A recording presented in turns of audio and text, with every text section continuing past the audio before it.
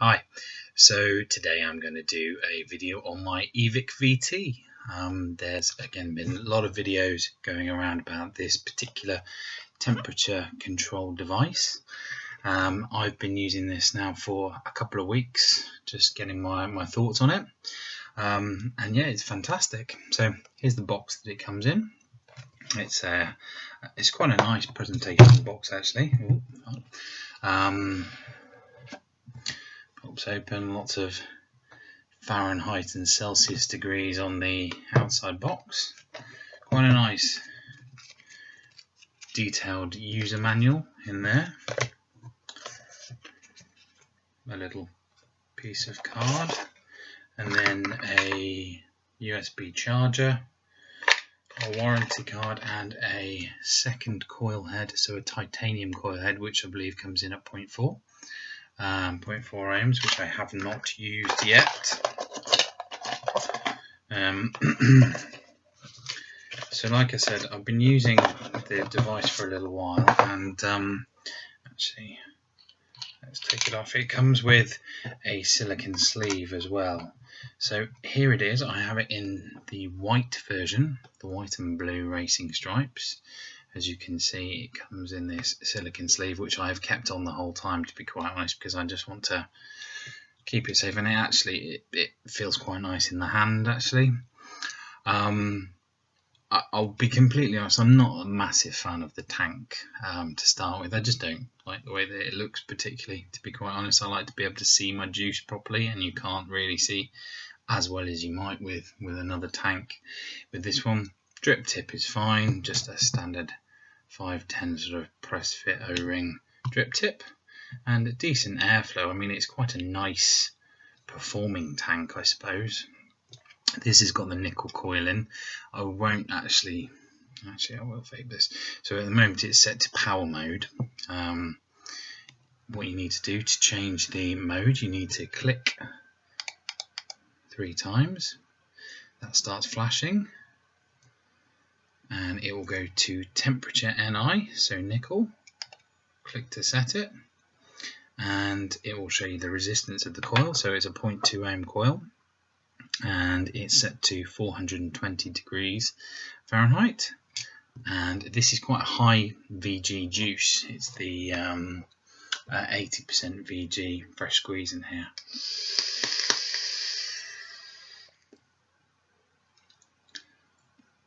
And it provides quite a nice satisfying vape.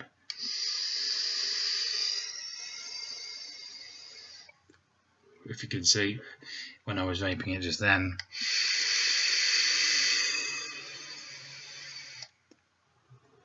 it went to temperature protection because it was obviously getting too hot. A little bit crackly at the moment, but yeah, it's perfectly nice with that. But I have been using it mostly with RDAs actually. So it's got a charging port there. It's obviously got a massive battery pack inside, and it's a 5,000 milliamp hour capacity. It's got some battery venting at the bottom, and it has this jog wheel at the top to change through your settings. If you hold and turn it, it will set it to, no it won't,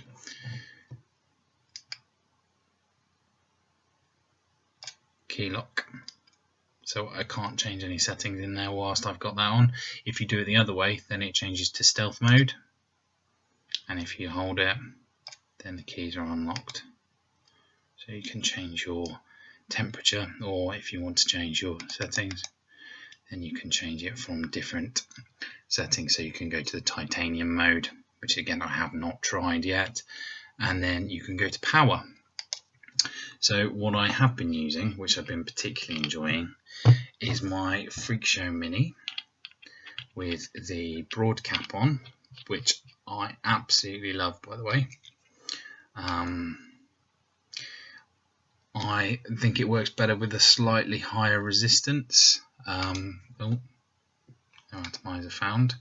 Slightly higher resistance. This one has been running at about a 0.3, 0.5. It was at a 0.5, but 0.3, but now it's 0.5. 40 watts. And let's lock that in. You can actually lock the atomizer as well, which is quite good. So you can make sure that you're actually, you know which atomizer you're using. Let's just drip it quickly. It's a dual coil 24 gauge, which is the standard really. It's 7 wraps each side, this one, so it's the ohms come out a little bit higher, which is nice. And what I quite like about this is it shows, I mean it's silly, but it shows the time that you're actually hitting it. So you can see how long a hit you're actually taking.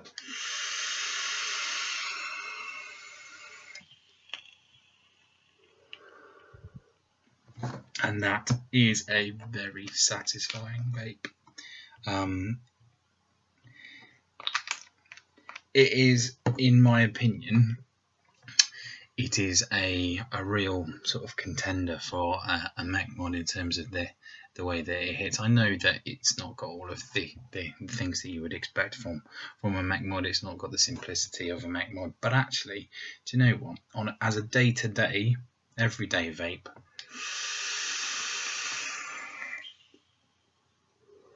I've been absolutely loving this setup.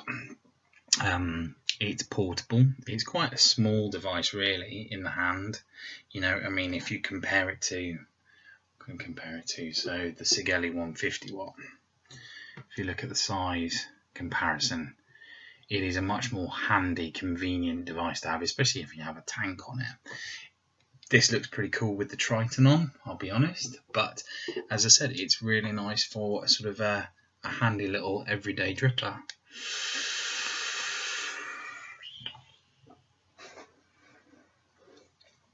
I have built with nickel on this. To be honest, I've found that although the nickel is fine, it drops out of temperature mode sometimes, and I know that there have been a few other comments about that happening. If you found it as well, if you can tell me how to fix it particularly, that would be great. I can only imagine that I'm putting a too low a resistance on the device. I mean, when I was building it, I thought I was probably building like a 1.4, 1.5, sorry, 0.14, 0.15, but potentially not. And yeah, it was dropping out of the temperature control mode, so it was a real pain.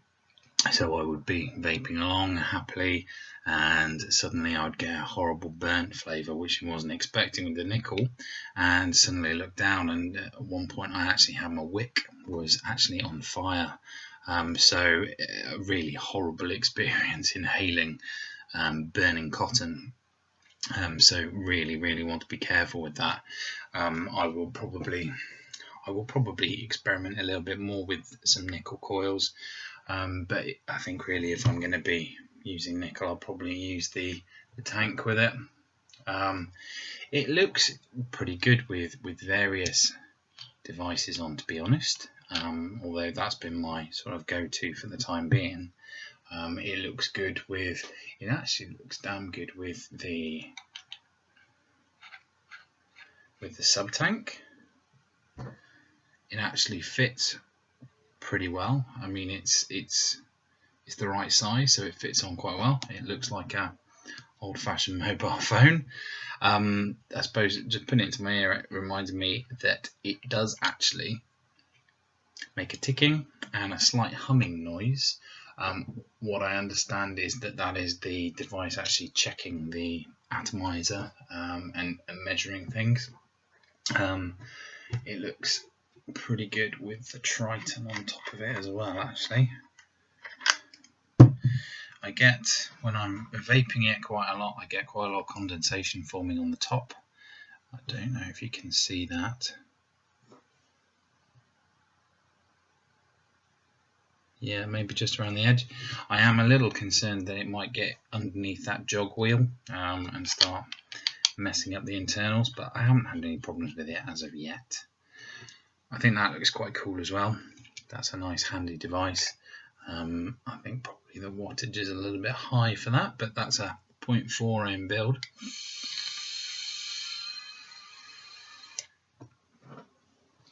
Do you know what? That's pretty damn good.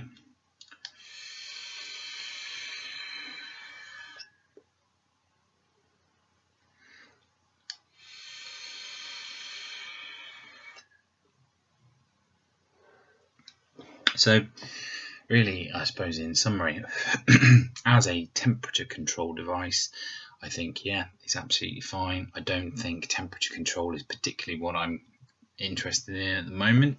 I think, if I'm honest, my DNA40 device is probably better when it comes to the temperature control. The builds that I've had this drop out of temperature control on, it's been absolutely fine on my DNA40. But as an everyday convenient package to have in your pocket when you're going out and about, then it's absolutely fantastic. It's got great battery life. It looks kind of cool. I think I probably would have preferred to get the black version, but hey, I thought I'd try something a bit different. All of my mods are black, so yeah.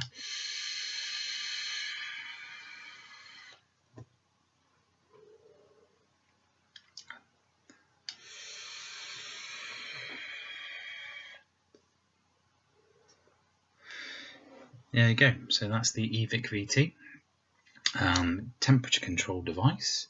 I've been using various bits and pieces on it. So the Freak Show Mini with the competition cap or the broad cap on there, and the standard nickel tank that comes with it. So the Ego Mega 1.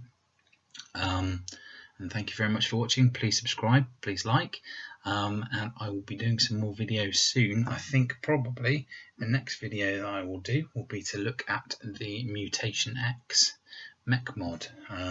But thank you very much again.